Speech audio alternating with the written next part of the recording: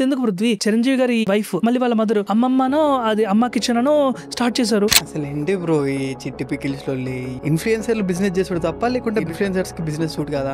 ఇప్పుడు ఐడి అని idli packet moms కంపెనీకి, మ్యాన్స్ కంపెనీకి, మామా ఎర్త్, నైకా ఇన్ఫ్లుయెన్షియల్ ఎలిమెంట్స్ ని వాడుకొని గ్రో చేసినారు. 100 మందికి సర్వ్ చేసినప్పుడు నా ప్రోడక్ట్ లో ఇన్ని లోపాలు వస్తున్నాయి. ఒక ఫీడ్బ్యాక్ మెకానిజం ఉంటుంది. ఈ మొత్తం సిచ్యువేషన్ నాకు అనిపించింది అంటే ఇన్ఎక్స్పీరియన్స్, బిజినెస్ ని డీల్ చేయాలో తెలియకపోవడం. ఒకప్పుడు వాడు సక్సెస్ కాకపోతే ఎంకరేజ్ చేసినాం మనమే, ఒక్కసారి వాడు సక్సెస్ అవడంతోనే మనమే వచ్చి మళ్ళీ వాడి మీద పడతాం. ఇన్స్టాగ్రామ్ ఓపెన్ చేసి ఇన్ఫ్లుయెన్సర్ చూస్తే I can relate to him but I can't relate to Mahesh Babu or Allu Arjun. Shahrukh Khan అంటే ఇంత కాస్ట్లీ యాక్టర్, సడన్ గా పృథ్వీ బ్రాండ్ కి షారుఖ్ ఖాన్ ఎండోస్ చేశారు అనుకో. షారుఖ్ ఖాన్ ని తెచ్చాడు అంటే వీడి దగ్గర ఎంతో కొంత బ్రాండ్ వాల్యూ ఉండి ఉంటుంది కదా, లేదా ఊరికే షారుఖ్ ఖాన్ వాల్యూ కూడా పడిపోతుంది కదా అని లైఫ్ స్టైల్ ఇన్ఫ్లుయెన్సర్స్ నేను ఇది వాడతా అని చెప్పకుండా చెప్తున్నారు. ఇక్కడ మరి ఎందుకని మన తెలుగు స్టేట్స్ కి బ్రాండ్స్ రావట్లేదు? ఎందుకని ఓన్లీ బెట్టింగ్ యాప్స్ మన దగ్గరకు వస్తున్నాయి?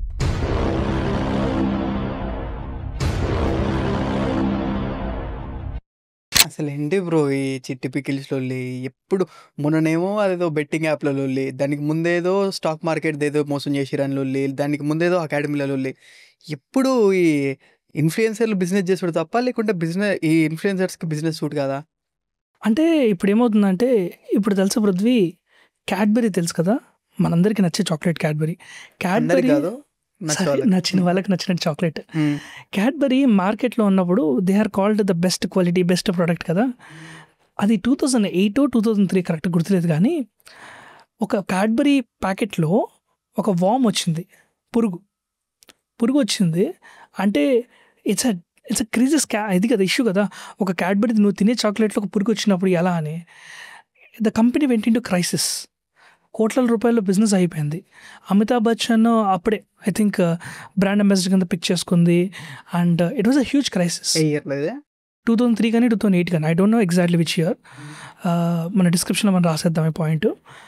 అండ్ ఈ ఇష్యూ జరిగినప్పుడు తెలుసా, there was a crisis management team, there was a influential team, there is a PR team, there is a internal maintenance team, audit team, అలాగ రకరకాల టీంలు, 100 కోట్ల బిజినెస్, 100 మంది ఉద్యోగాల్లో.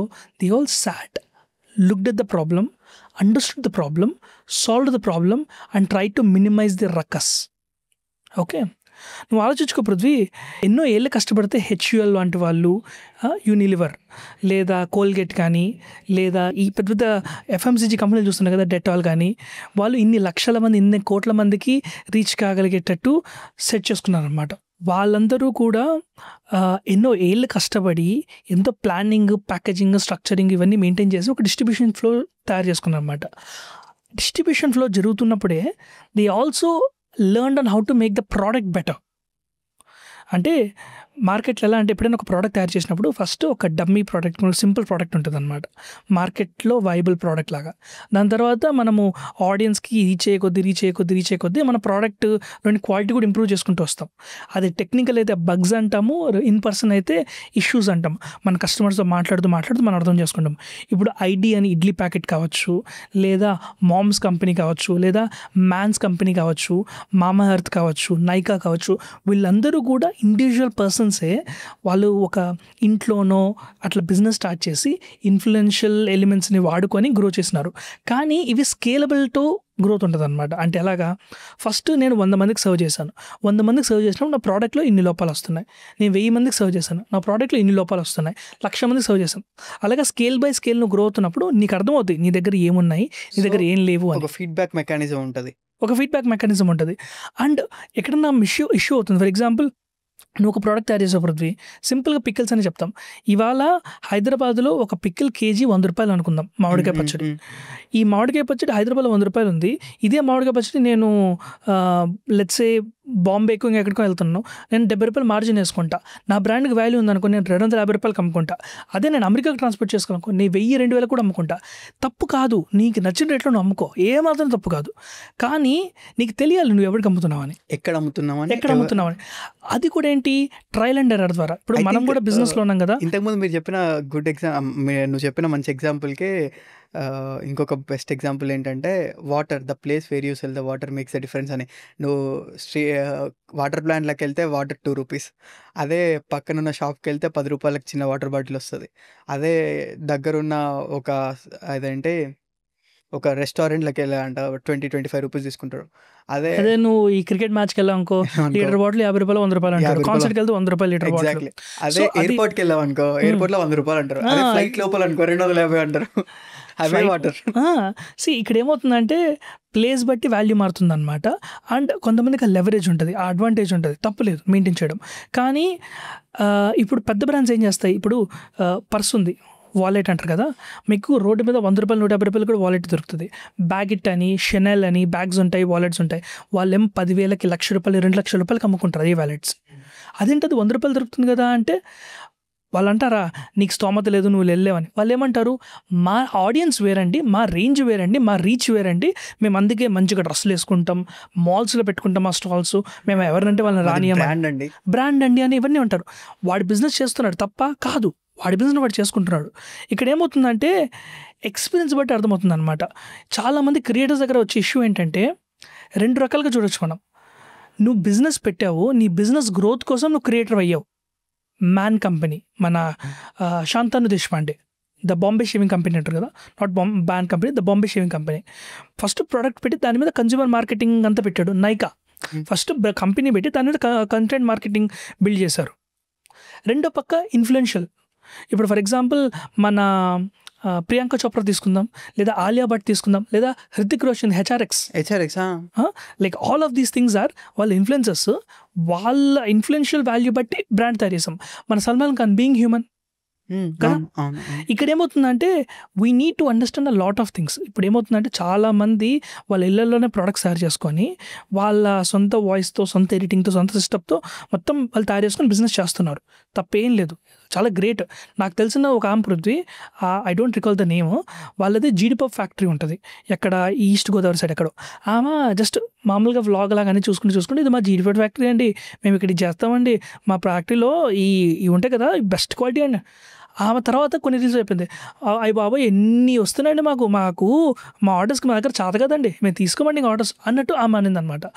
అంటే they get overwhelming amount of response that they cannot maintain the order. అప్పుడు FOMO వచ్చేస్తుంది. FOMO ఏంటి, అరే ఎట్లా ఇన్కేస్ చేసుకోవాలి, మళ్ళీ బిజినెస్ ఉంటుందా లేదా అని చెప్పి. అప్పుడు చాలామంది మిస్టేక్స్ చేస్తారు. ఎక్స్పీరియన్స్డ్ బిజినెస్ మ్యాన్ అర్థం చేసుకుంటాడు దీన్ని ఎలా బిల్డ్ చేయాలి, దీనికి సెకండ్ ఇన్కమ్ ఎలా బిల్డ్ చేయాలని. ఒకవేళ ఎక్స్పీరియన్స్డ్ బిజినెస్ మ్యాన్ లేకపోతే ఎవరినో ఒకరిని మనం పిలిపించుకున్నాం అనుకోండి, ఇట్లాగా వర్క్ గురించి తెలిసినాడు, వాళ్ళు హెల్ప్ చేస్తారనమాట, బ్రాండింగ్కి కానీ ఇట్లాంటి ప్లానింగ్ కానీ. ఇలాగా ఎప్పుడైతే ఒక ఇన్ఫ్లుయెన్సర్ అన్నీ నేనే చేసుకున్నాను ఇప్పటిదాకా నా యూట్యూబ్లో, నేను ఇక్కడ కూడా నేనే చేసుకుంటాను అని అనుకున్నాను అనుకో, ఇలాగా థింగ్స్ క్రాస్ ఫైర్ అయిపోతాయి అన్నమాట. తను ఉన్న సిచ్యువేషన్లో తను మాట్లాడడం ఏమాత్రం తప్పు కాదు. నేను ఎన్నో బిజినెస్లో చూస్తుంటాను కదా, నేను ఏదైనా ఒక ప్రోడక్ట్ ఎందుకంటే ఈ రేట్ ఇస్తుంటే తీసుకోలేకపోతే పోవాయి అని, ఈ రాణిగంజ్లో కానీ ఈ బేగం బజార్లో కానీ ఎన్నోసార్లు ఎంతోమంది ఎన్నో రకాలుగా మాట్లాడుతుంటారు.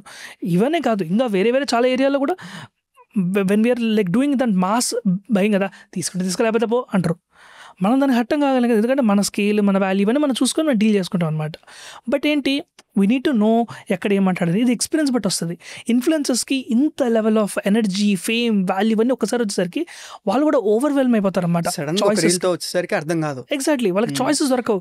నేను కరెక్ట్ చేస్తున్నాను, నేను రాంగ్ చేస్తున్నానా, వీడు కొంటున్నాడు వీడు కొనట్లేదు, ఏంటి తప్పేంటి. ఇప్పుడు నువ్వు ఒక పెద్ద షాప్ పెట్టుకున్న పృథ్వీ మర్చెండైజ్ అని, నీ షాప్కి నువ్వు 1000 రూపాయలు షర్ట్ పెట్టావు, పృథ్వీ ఫ్యాన్ అన్నా అని వచ్చి 1000 రూపాయలు షర్ట్ కొంటున్నాడు. పక్కన ఇంటి అంకులు ఎవరు వచ్చి ఇదే ఈ షర్ట్కి 1000 రూపాయల ఎవడు కొంటాడు రా, బుర్ర ఉందా లేదా నీకు అని చెప్పి వెళ్ళిపోతాడు. కానీ ఆ 12 ఏళ్ళ కుర్రాడు, 16 ఏళ్ళ కుర్రాడు, అన్నా పృథ్వీ అన్నా నేను నీకు పెద్ద ఫ్యాన్ అన్నా, 1000 రూపాయలు అన్నా 2000 అని కొనుక్కుంటాను. టార్గెట్ ఆడియన్స్, ఈ టార్గెట్ ఆడియన్స్ చాలా ఇంపార్టెంట్ అట్లా అనమాట. సో దెర్ ఆర్ కొంతమంది పికిల్ బిజినెస్లు నేను విన్నాను, కోట్ల బిజినెస్ చేస్తారంట, తల్లి కొడుకులు లేదా అత్త కోడలు కూర్చొని. అంతెందుకు పృథ్వీ, మన చిరంజీవి గారి వైఫ్ సురేఖ గారు మళ్ళీ వాళ్ళ మదరు అమ్మమ్మనో అది అమ్మ కిచెన్ అనో స్టార్ట్ చేశారు. వాళ్ళకి డబ్బులు లేకనా కాకనా, దట్స్ వాట్. నీ టార్గెట్ ఆడియన్స్ నీకు తెలిస్తే నువ్వు చేయొచ్చు అనమాట. ఈ మొత్తం సిచ్యువేషన్ నాకు అనిపించింది అంటే, ఒక పక్క ఇన్ఎక్స్పీరియన్స్, ఎలాగా బిజినెస్ని డీల్ చేయాలో తెలియకపోవడం, రెండో పక్క ఓవర్వెల్మింగ్ అమౌంట్ ఆఫ్ రెస్పాన్స్, అది పాజిటివ్ కానీ నెగిటివ్ కానీ. ఒక పక్కేమో హేట్రెడ్, ద్వేషము, ఆవేశము, వీళ్ళకేంటర్ ఎన్ని నెంబర్స్ వస్తున్నాయి, వీళ్ళకేంటర్ ఇంత ఫాలోయింగ్ వస్తుంది, వీళ్ళకేంటర్ ఇంత బాగా బిజినెస్ జరుగుతుందని ఒక సెట్ ఆఫ్ బ్యాచ్ వెయిట్ చేస్తుంటారు. ఒక ఎన్వి ఉంటుంది మన దగ్గరే. ఒకప్పుడు వాడు సక్సెస్ కాకపోతే ఎంకరేజ్ చేసినాం మనమే, ఒక్కసారి వాడు సక్సెస్ అవ్వడంతోనే మనమే వచ్చి మళ్ళీ వాడి మీద పడతాం. వాడు మళ్ళీ కింద పడడంతో మళ్ళీ మనమే అరే పాపం రే అని అంటాం. ఇప్పుడు ఈ విషయము ఒక బిజినెస్ సైకిల్లో ఉన్నవాడు అర్థం చేసుకుంటాడు, గుండె రాయి చేసుకుంటాడు, ఎదుగుతాడు. బట్ పాపం ఇన్ఫ్లుయెన్సర్స్ వాళ్ళు ఇండివిజువల్ క్రియేటర్, ఇండివిజువల్ పర్సనాలిటీతో గ్రో అయ్యి వచ్చిన వాళ్ళు, they would not able to see such a whole scale. వాళ్ళకి చూడడం తెలియదు. అప్పుడు ఇలాంటి ఆస్పెక్ట్స్ ఇరుతాయి అనమాట.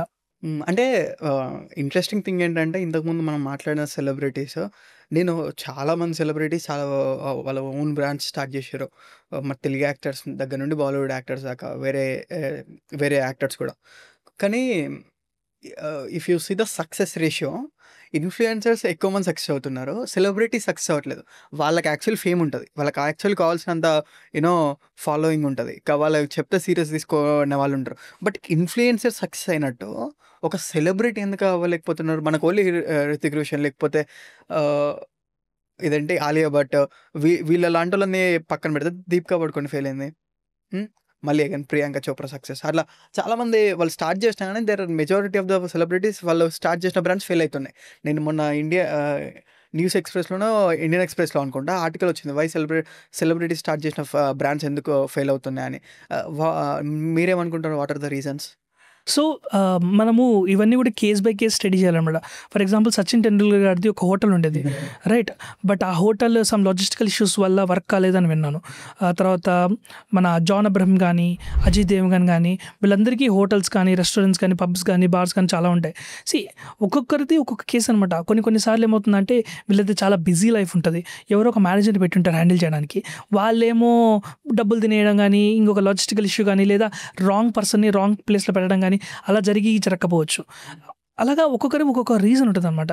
ఇన్ఫ్లుయెన్సర్స్ ఎలా అంటే వాళ్ళు ఏంటంటే నేను ఇంత కష్టపడ్డాను, ఇంత ఎఫర్ట్ పెట్టాను ఈ ప్రాసెస్లో, నేను ఉంటాను, నేను చేస్తాను అని వచ్చి చేసిన వాళ్ళు కొంతమంది ఉంటారు. Those people work. ఇన్ఫ్లుయెన్సర్స్లో కూడా వర్క్ కానివి చాలా ఉన్నాయి అనమాట. ఇలా పెట్టి వర్క్ కాకుండా వెళ్ళిపోయినవి చాలా ఉన్నాయి.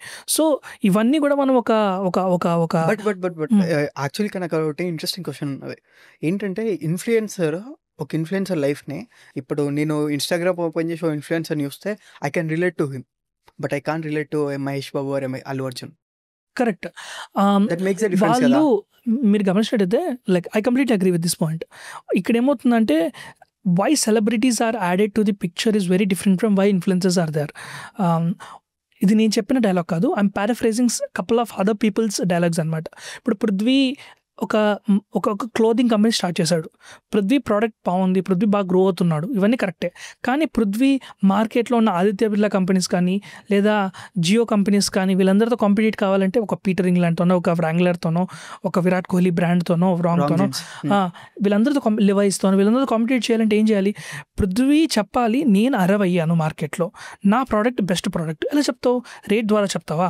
నువ్వు ప్రీమియం రేట్ పెట్టావనుకో, నువ్వు ఎవడో నువ్వు గొట్టగడివి, నువ్వు ప్రీమియం రేట్ ఎందుకు పెట్టామంటారు. లేదా నీ టార్గెట్ ఆడియన్స్ పెట్టాలంటే everything is a time taking thing. One of the most efficient way to do is, జనాలు షారుఖ్ ఖాన్ని ఒక క్వాలిటీ, ఒక రేంజ్లో చూస్తారు. షారుఖ్ ఖాన్ అంటే ఇంత కాస్ట్లీ యాక్టర్, ఇంత కాస్ట్లీ మనిషి ఇలాగ అనుకుంటారు. అంటే మనిషిని అఫోర్డ్ చేయాలంటే సడన్గా పృథ్వీ బ్రాండ్కి షారుఖ్ ఖాన్ ఎండోస్ చేశారు అనుకో, అప్పుడు ఏమనుకుంటారు? షారుఖ్ ఖాన్కి ఇంత డబ్బు పే చేసినాడు, లేదా షారుఖ్ ఖాన్ని తెచ్చాడు అంటే వీడి దగ్గర ఎంతో కొంత బ్రాండ్ వాల్యూ ఉండి ఉంటుంది కదా, లేదా ఊరికే షారుఖ్ ఖాన్ కూడా ఎందుకు వస్తాడు, షారుఖ్ ఖాన్ వాల్యూ కూడా పడిపోద్ది కదా అని వాడు కూర్చొని ఆలోచించాడు. వాడు మైండ్లో అలా జరిగిపోద్ది అనమాట. అర్థమైందా? ఇప్పుడు మార్కెట్లో 4-5 సెంట్లు ఉన్నాయి పృథ్వీ. డెన్వర్ అని ఒక సెంట్ ఉంది. డెన్వర్ సెంట్ చాలా మందికి వినింటారు పేరు. ఎందుకు విన్నారు? ఎందుకంటే మాటికి Mahesh Babu cigarette my success అంటాడు, లేదా Shahrukh Khan cigarette my success అంటాడు. సో డెన్వర్ గొప్ప బ్రాండా? కాదు. కానీ డెన్వర్ని రికగ్నైజ్ చేసే అవకాశంలో ఇది మంచి brand in comparison with Axe, in comparison with Fogg అని ఎస్టాబ్లిష్ చేయడంలో సెలబ్రిటీ ఇన్వాల్వ్ తీసుకుంటాడు. వాళ్ళు సొంతంగా వెళ్ళి నేను వాడుతున్నా అన్న స్పేస్లో లేరు. ఇప్పుడు సెలబ్రిటీ ఉండడం వల్ల ఈ బ్రాండ్కి ఎంతో కొంత ఎలిజిబిలిటీ ఉందిరా అనడానికి వర్క్ అవుతాయి అనమాట. క్రెడిబిలిటీ యాడ్ అవుతాయి. ఇన్ఫ్లుయెన్సర్స్ ఏం చేస్తారంటే ఈ ప్రోడక్ట్ని ఎలా వాడాలి, ఫర్ ఎగ్జాంపుల్ నైకా ఉంది, నైకాలో లెట్సే ఒక ఐలైనర్ కానీ, ఒక లిప్స్టిక్ కానీ, ఒక మాయిశ్చరైజర్ కానీ, ఒకటి 500 రూపాయలు ఉంటుంది, ఒకటి 1000 రూపాయలు ఉంటుంది, ఒక 1500 రూపాయలు ఉంటుంది. నువ్వు లెట్సే ఎండ్ ఉంది, సన్ స్క్రీన్ ఏదో వాడాలనుకుంటున్నావు, నువ్వు అనుకుంటావు నేను 500 వాడాలా, 1000 వాడాలా, 2000 వాడాలా, నీకు తెలియదు. కానీ నీకు తెలిసిన ఒక మెయిల్ ఇన్ఫ్లుయెన్సర్ చెప్తాడు, నేను ఎండలో వెళ్తున్నప్పుడు ఈ పర్టికులర్ ఇష్యూస్ ఫేస్ చేస్తాను, నాకు ఈ 2000 రూపాయలు బాగా వర్క్ అయింది, లేదా 1500 రూపాయలు వర్క్ అయింది. సో వాళ్ళు ఏం చేస్తున్నారు, they are helping you take a decision. అర్థమైందా? ఈ మూడింటికి బ్రాండ్ అంబాసిడర్లు ఉండొచ్చు, లేదా మూడింటికి ఒకటే బ్రాండ్ అంబాసిడర్ ఉండొచ్చు, ఒకటే కంపెనీ నుంచి కూడా రావచ్చు. ఇన్ఫ్లుయెన్సర్ ఏం చేస్తాడు, నీ ఫ్రెండ్ లాగా, నీ అన్నలాగా, నీ తమ్ముళ్ళలాగా నీకు ఒక హెల్పింగ్ హ్యాండ్ ఉంటాడు. ఇంట్లో మనం ఏదైనా ప్రోడక్ట్ కొనే ముందు, ఒక ఫోన్ కొనే ముందు నాన్న అంటాడు కదా, అరే నేను ఒక 20,000 ఫోన్ కొందాం, ఒకటి ఏ ఫోన్ అయితే బాగుంటుందా అని కొడుకుని అంటాడు కదా. అలాగా మనము ఇన్ఫ్లుయెన్సర్ మాట ఒక అన్నలాగా, ఒక తమ్ముళ్ళలాగా వింటాం అనమాట. మనం ఓన్ చేసుకుంటాం. అక్కడ ఇన్ఫ్లుయెన్సర్ వాల్యూ అనేది యాడ్ అవుతుంది అనమాట. అట్లాగా ఇన్ఫ్లుయెన్సర్ ఎయిదర్ తన సొంత ప్రోడక్ట్ అమ్మాలనుకుంటున్నాడు, ఈని లెవరేజ్ చేసుకుని, లేదా వేరే వాళ్ళ ప్రోడక్ట్కి తన ఒపీనియన్ యాడ్ చేసి అమ్మాలనుకుంటున్నాడు. అండ్ ఇంకొకటి ఏంటంటే, ఇన్ఫ్లుయెన్సర్ మన కళ్ళ ముందుకు వచ్చి ఒక నార్మల్ ఒక సన్ స్క్రీన్ తీసుకొని పెట్టుకుంటే అది మనం నమ్ముతాం, వాడు నిజంగానే వాడతారని. అదే ఒక పెద్ద యాక్టర్ వచ్చి అలాంటి ఒక యాడ్ చేసి చూపించినా కానీ నమ్మే ఆ ఎలిమెంట్ ఉండదు, ఆ ట్రస్ట్ ఉండదు. Because we know Mahesh Babu థమ్స్అప్కి యాడ్ చేస్తే మహేష్ బాబు థమ్స్అప్ తాడు అని, ఇంకో యాక్టర్ ఇంకో యాడ్ చేస్తే వాళ్ళు అది చేయరు అని. బట్ అదే ఒక నార్మల్ ఇన్ఫ్లుయెన్సర్ చేస్తే వి బిలీవ్ దట్ ఈ ఇన్ఫ్లుయెన్సర్ ఈ పని చేస్తాడు and we can relate to him. అవునా కదా? బరే నాకు ఒకటి అర్థం కాదు ఏంటంటే, మన వాళ్ళకి ఇప్పుడు బ్రాండ్స్ అందరికీ ఇన్ఫ్లుయెన్సర్స్ అవసరం. ఇప్పుడు ఒక సినిమా యాక్టర్ని పెట్టి వాడు బ్రాండ్ని ఎండోర్ చేయాలంటే కొన్ని కోట్లలో ఖర్చు అవుతుంది. అదే ఇన్ఫ్లుయెన్సర్స్కి ఎంత ₹1,00,000 ఇస్తే వాడు నెక్స్ట్ 10 వీడియోస్కి అదే వేస్తాడు. అవునా కదా? అలా రావట్లేదే. ఇట్స్ స్పొరాడిక్ రేంజ్ అనమాట. మనకి 5,000 లోపల మైక్రో ఇన్ఫ్లుయెన్సర్స్ ఉన్నారు, 5 నుంచి 10 ఇన్ఫ్లుయెన్సర్స్, అలాగా 1,00,000, 10 లక్షలు, 20 లక్షలు, 50 లక్షల రేంజ్ లో. లైక్ నేను డబ్బు గురించి మాట్లాడుతున్నా, అలానే ఫాలోవర్స్ గురించి మాట్లాడుతున్నా. ఫ్యాక్టర్స్, చాలా ఫ్యాక్టర్స్. యావరేజ్ ఫాలోవర్స్ ఉన్నవాడికి యావరేజ్ ఒక 10 వీడియోస్కి యావరేజ్ మనీ వేసుకొని చెప్పిన.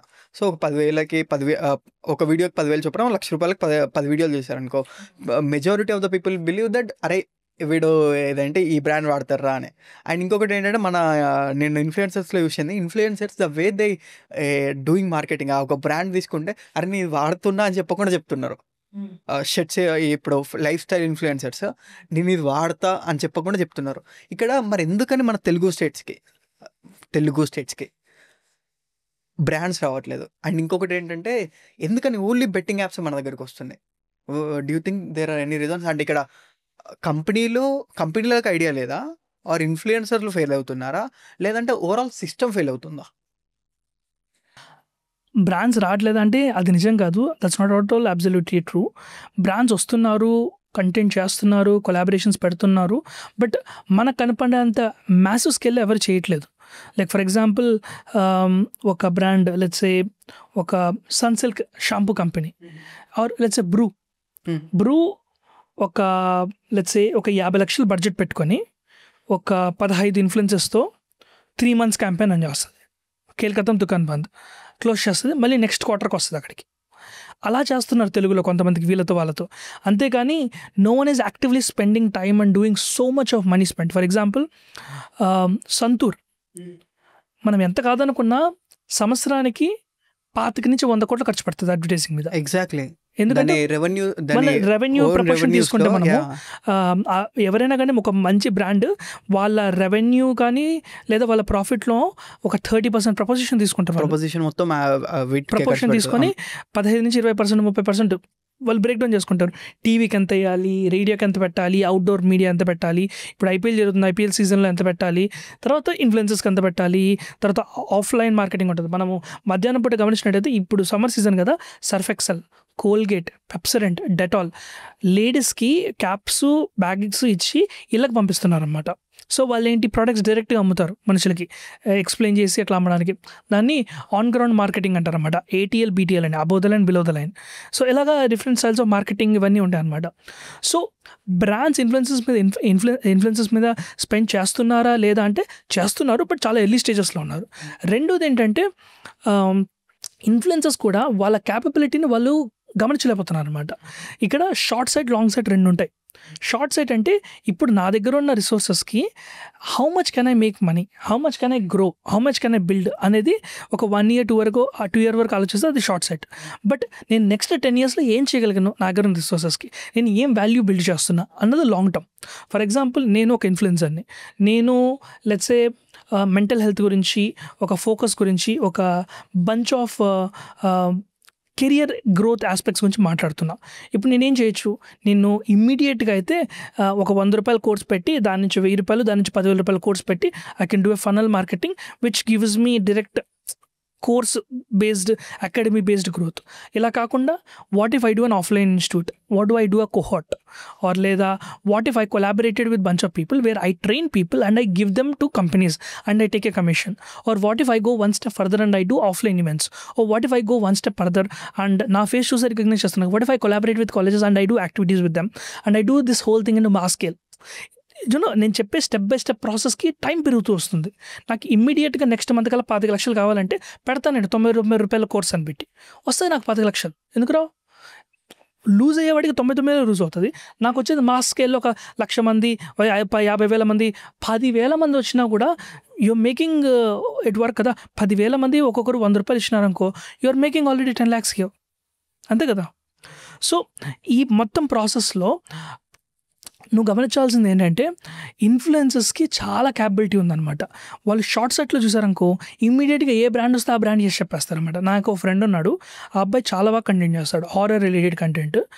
ఆ అబ్బాయికి ఇనిషియల్గా బ్రాంచ్ వచ్చినప్పుడు ఈ థాట్ లైక్ ఓకే ఇవాళ ఖర్చులు కడవాలి కదా, ఏదో ఒకటి తీసుకుందాంలే అని స్టార్ట్ చేద్దాం అనుకున్నాడు. స్టార్ట్ చేశాడు, 2-3 యాడ్స్ చేసిన తర్వాత వాడికి అర్థమైంది, అరే లేదు లైక్ నేనే చూడని యాడ్స్ ఎందుకు నాకు ఇది అని చెప్పి స్టాప్ చేశాడు.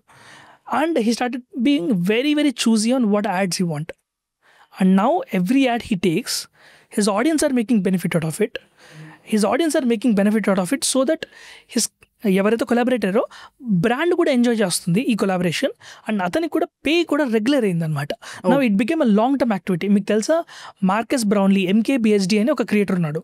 అతను డీ బ్రాండ్స్ అని ఒక బ్రాండ్ కంపెనీతో దాదాపు 3 ఏళ్ళ నుంచి కొలాబరేషన్లో ఉన్నాడు.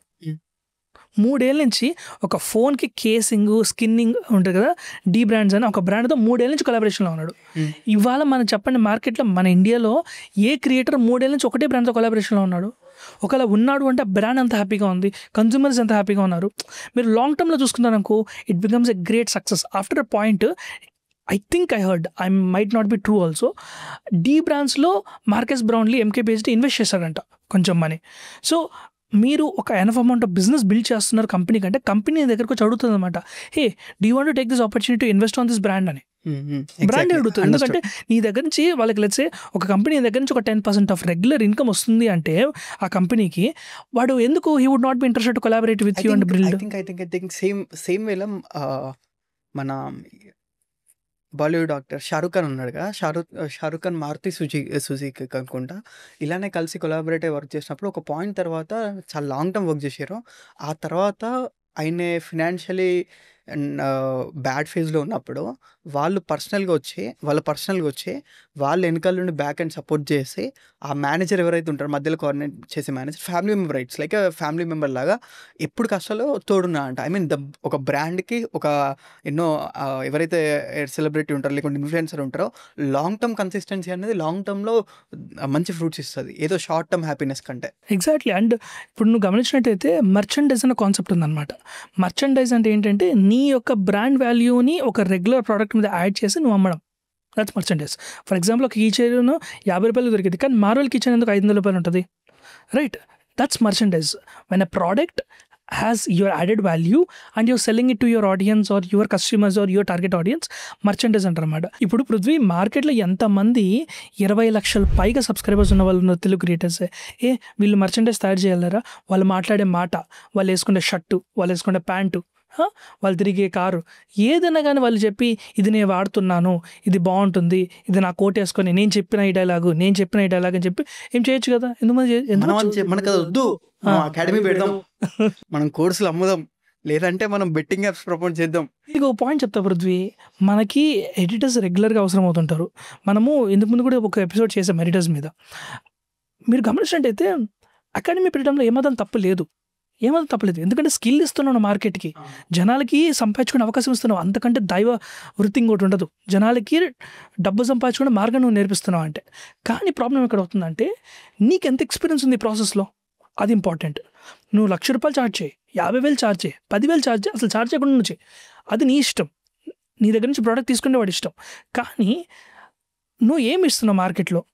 ఇప్పుడు మార్కెట్లో చాలా ఇన్స్టిట్యూషన్స్ ఏమవుతుంది తెలుసా, చాలా ఇన్స్టిట్యూషన్స్ యూట్యూబర్ వల్ల అఫిలియేటెడ్ ఒక ఈ ప్రోగ్రామ్ వస్తుంది, ఆ ప్రోగ్రాంలో ఏదో చేద్దామని ఎడిటర్ కోసం ప్రిపరేషన్ అవుతారు, నేర్చుకుంటారు, అది సగం ఉంటుంది, వాళ్ళు బయటకు వస్తారు, కంపెనీస్కి వెళ్దామా వాళ్ళకి ఎక్స్పీరియన్స్ లేదు, స్కిల్ రాదు, స్కిల్ నేర్చుకుందామా వాళ్ళేమి ఇంత డబ్బులు కట్టారు, ఇంతకంటే మినిమం ఉంటే వాళ్ళకి ఇది రాదు. సో వాళ్ళకి లూప్లో పడిపోయి చాలామంది, ఒకరి స్టోరీ అయితే విన్నా పృథ్వీ, వాళ్ళు డబ్బు కట్టారంటే ఒక ఇన్స్టిట్యూషన్కి, ఆ డబ్బు తీర్చేటంత టైం లేదంట, బయట ఉద్యోగాలు రావట్లేదు, వర్క్ రావట్లేదు అని చెప్పి వీడుకున్న స్కిల్ హోటల్ పని చేసుకుంటూ హోటల్ పనిలోని డబ్బులు వాడుకొని he is repaying back the bills, so that whatever money he spend on everything first అది రికవర్ చేసుకుందామని. కానీ ఆ వాట్ ఎవర్ అమౌంట్ అది ఎన్ని లక్షలు స్కిల్ మర్చిపోతాడు, అంతే స్కిల్ మర్చిపోతాడు. రేపొద్దున ఇది ఖర్చు చేశాడు, ఖర్చు ఫిల్ అయ్యేటప్పుడు స్కిల్ మర్చిపోతాడు. ఈ గ్యాప్ నువ్వు తెలియగలవాడివి, నువ్వు ఫిల్ చేయగలవు, నువ్వు ఇన్ఫ్లుయెన్సర్వి, నువ్వు నేర్చుకున్నావు, నువ్వు మార్కెట్లో బెస్ట్ టాలెంట్ని బిల్డ్ చేయగలవు, అప్పుడు పెట్టు. AYTV అని ఉంది, బెంగళూరు బేస్డ్ కోహర్ట్, వాళ్ళు ఎంత బాగా చేస్తున్నారని నాకు ఆడియన్స్ గురించి తెలియదు, కానీ they are trying to do that. వాళ్ళేంటి, వాళ్ళ క్లయింట్ వర్క్కి వాళ్ళ ఎడిటర్సే వాడుకుంటున్నారు, వాళ్ళ ఎడిటర్స్ని తయారు చేయించి క్లయింట్స్కి అమ్ముతున్నారు వాళ్ళ ఎడిటర్స్ని. మా ఎడిటర్ తీసుకోండి, మంచి రేటింగ్ తీసుకోండి అని ఒక ప్లేస్మెంట్ సెల్ కనెక్ట్ చేశారు. తర్వాత ఆన్లైన్లో వాళ్ళు కొత్త ఎడిటర్స్ని బిల్డ్ చేసుకుంటున్నారు. దాదాపు 200 నుంచి 800 మంది మధ్యలో వాళ్ళ దగ్గర కరెంట్ నుంచి లెఫ్ట్ అవుట్ అలుమినే ఉన్నారు వాళ్ళ దగ్గర. ది బ్రియేటింగ్ సిస్టమ్. అలాగా నీ దగ్గర ఉన్న స్కిల్స్, నీ దగ్గర ఉన్న ఎఫర్ట్, నీ దగ్గర ఉన్న నాలెడ్జ్, అది మర్చెండైజ్ ఒక ప్రోడక్ట్లా కావచ్చు లేదా నాలెడ్జ్గా కావని నువ్వు తయారు చేసేటప్పుడు have some kind of responsibility. అది నీకు వర్క్ అవుద్ది, నాకు వర్క్ అవుద్ది, జనాలకి వర్క్ అవుద్ది. ఎందుకంటే మార్కెట్లోకి యూఆర్ రిలీజింగ్ గ్రేట్ ప్రోడక్ట్. రేపు పొద్దున ఈ క్రియేటర్ దగ్గర నేను నేర్చుకుని వచ్చినానరా అంటే తీసుకునేవాడు అనిపించాలి, వీటి దగ్గర నేర్చుకుంటే మంచిగా నేర్చుకుంటే స్కిల్ మనం తీసుకున్న వాడికి. ఒక ఐఐటికి ఎగ్జాక్ట్లీ నార్మల్ లోకల్ కాలేజ్కి ఎంత డిఫరెన్స్ ఉంటుందో అంత డిఫరెన్స్ ఉండాలి. ఈ క్రియేటర్ దగ్గర నేను నేర్చుకున్నాను బాగుంటుంది, వీడి దగ్గర వర్క్ అని ఉండాలన్నమాట. లేదా ఈ క్రియేటర్ వాడు బాగా మాట్లాడతాడు, వాడు క్వాలిటీకి నిలబడతాడు, వాడు షర్ట్ వేసుకుంటా నేను కూడా క్వాలిటీకి నిలబడినట్టు అని చెప్పి మార్కెట్లో ₹100 షర్ట్ ఉంటే నువ్వు ₹250 కమ్ము నీ పేరు పెట్టుకొని కొంటాడు వాడు. ఎందుకు, నేను ఈ అన్న తమ్ముడిని, ఈ అన్న సపోర్టర్ నేను చెప్పి అమ్మగాడు. ఎంతసేపు బెట్టింగ్ల మీదే పడుతున్నారు. కానీ అకాడమీలో షార్ట్ 1-2 years కాకుండా లుక్ ఎట్ 5-6 years 7 years ఇలా చూసినట్టయితే the whole game changes automatically. And నీకు రెగ్యులర్ క్యాష్ ఫ్లో వస్తుంది, నువ్వు భయపడక్కర్లా నెక్స్ట్ నెల రెవెన్యూ అలాగానే. You will make sure all of this works in your favour. ఒకవేళ ఇప్పుడు నీకు వెంటనే ఒక brand, if you have some ఒక 10 lakh ఫాలోవర్స్ లేకుంటే డిస్ట్రిబ్యూషన్ ఉన్నదనుకో, అంత డిస్ట్రిబ్యూషన్ ఉన్నప్పుడు if you have a chance to start something new to make business, నీ ఫేస్ వాడి నువ్వేం చేస్తావు? Great question. First of all నేను దేని మీద నిలబడ్డాను అన్న విషయం నేను తెలుసుకోవడం చాలా ఇంపార్టెంట్. అంటే ఎందువల్ల జనాలు నా దగ్గరకు వచ్చి ఫాలో అవుతున్నారు అంటే, నన్ను ఫాలో అవుతున్నారంటే నేనేదో పెద్ద పోతుమొగండని కాదు ఫాలో అయ్యేది. నేను చెప్పే విషయంలో కానీ, నా స్టైల్లో కానీ, నా ప్రజెంటేషన్లో కానీ ఏదో ఒకటి ఉంది వాడికి నచ్చుతున్నది. అది ఏంటో తెలుసుకోవడానికి ఫస్ట్ నేను ఆలోచిస్తాను. అది తెలుసుకున్న తర్వాత ఇది వాడికి రియల్ టైంలో ఎలాంటి వాల్యూ ఇస్తుందని. ఎందుకంటే వాల్యూ క్రియేషన్ అనేది చాలా ఇంపార్టెంట్. చాలా మహానుభావులు చెప్పారన్నమాట ఎకనామిక్స్లో, వాల్యూ క్రియేషన్ చాలా ఇంపార్టెంట్. పృథ్వీ, ఇవాళ మన ఇద్దరం ఇక్కడ కూర్చొని మాట్లాడుకోవడం వల్ల this some kind of value created. అది నచ్చిద్దా జనాలకు లేదా అనేది రెండో విషయం. అలాగా వాల్యూ క్రియేషన్కి ఎప్పుడైనా కానీ జనాలు వాల్యూ ఇస్తారనమాట. రేపొద్దున నీ దగ్గర నన్నే అడిగావు కదా, అడిగారనుకో, రేపొద్దున ఏంటి, ఇప్పుడు నా దగ్గర ఇంతమంది జనాలు ఉన్నారు, నేను ఇంతకుముందు రిక్రూటింగ్ వర్క్ చేశాను. I hired a bunch of people that I gave them, I have trained them and have given them to companies. వాళ్ళ కంపెనీస్లో ఇంటర్న్షిప్లో జాయిన్ అయ్యారు, తర్వాత గ్రో అయ్యారు. నాకు తెలిసిన ఒక అతనైతే, నా ద్వారా వెళ్ళినా కాదు, నాకు తెలిసిన ఒక అతనైతే ఇంటర్న్షిప్లో జాయిన్ అయ్యి వైస్ ప్రెసిడెంట్ అయ్యాడు కంపెనీకి 8 ఏళ్ల తర్వాత. ఒక కంపెనీకి ఇంటర్న్గా జాయిన్ అయ్యి, కాలేజ్ అయిపోయిన తర్వాత ఇంటర్న్షిప్లో జాయిన్ అయ్యి అదే కైండ్ ఆఫ్ ఫ్లూయిడిటీ మెయింటైన్ చేసి, అంటే ఫ్లెక్సిబిలిటీ మెయింటైన్ చేసి కంపెనీ వైస్ ప్రెసిడెంట్ అయ్యాడు. అలాగా one of the biggest problems that I personally want to solve is information. Okay, నేను ఒక ఇన్స్టిట్యూషన్ పెడతాను. ఆ ఇన్స్టిట్యూషన్ ఏంటంటే it's a consulting service for people who want to do better things it life. ఇవాళ ఇది చాలామంది తెలియకపోవచ్చు, బట్ ఇవాళ what options do I have if I want to be working towards something. నేను బాగా మాట్లాడగలను అలా అని చెప్పి నాకు ఇంగ్లీష్ అంత బాగా రాదు, నేను బాగా రాయగలను బట్ అలా అని చెప్పి నా హ్యాండ్ రైటింగ్ అంత గొప్పగా ఉండదు, నేను మ్యాథ్లో అంత గ్రేట్ కాదు బట్ నాకు లెక్కలు అంటే చాలా ఇష్టం. You have a profession. నాకు అవుట్డోర్స్ బాగా ఇష్టం, నాకు తిరగడం బాగా ఇష్టం, బాగా ఎనర్జీ ఉంటుంది. కానీ నాకు నార్త్ ఇండియా ఎక్కువ తిరగాలనుంది. There is a business for you. నాకు కమ్యూనికేషన్ అంటే బాగా ఇష్టము, బట్ నాకు ఈ అందరు చూసే కమ్యూనికేషన్ కాదు, నాకు ఏదైనా ఇన్ఫ్లుయెన్షియల్గా చేయాలి, పాలిటిక్స్. అలాగే ఎవ్రీథింగ్ ఎవ్రీ పర్సన్కి there is a unique value that they can give. So అలాంటి యూనిక్ వాల్యూ ఇచ్చే ప్రాసెస్ వాళ్ళకి చెప్పడం నాకు చాలా interest. I would like to create something like that.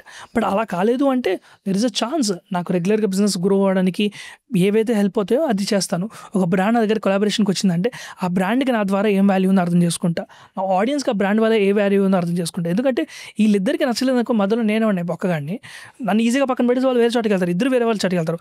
మార్కెట్లో ఎవరు రిప్లేసబుల్ అంటే నేనే రిప్లేసబుల్. నేను కాకపోతే ఈ వీడియో కాకపోతే వాడికి మన ఆడియన్స్కి వేరే వీడియో ఉంటుంది. సో నేను అది జాగ్రత్తగా ఆలోచించి I need to look it, నేను ఏం వాల్యూ క్రియేట్ చేయగలను. At the end of the day it finally comes back to that అనమాట.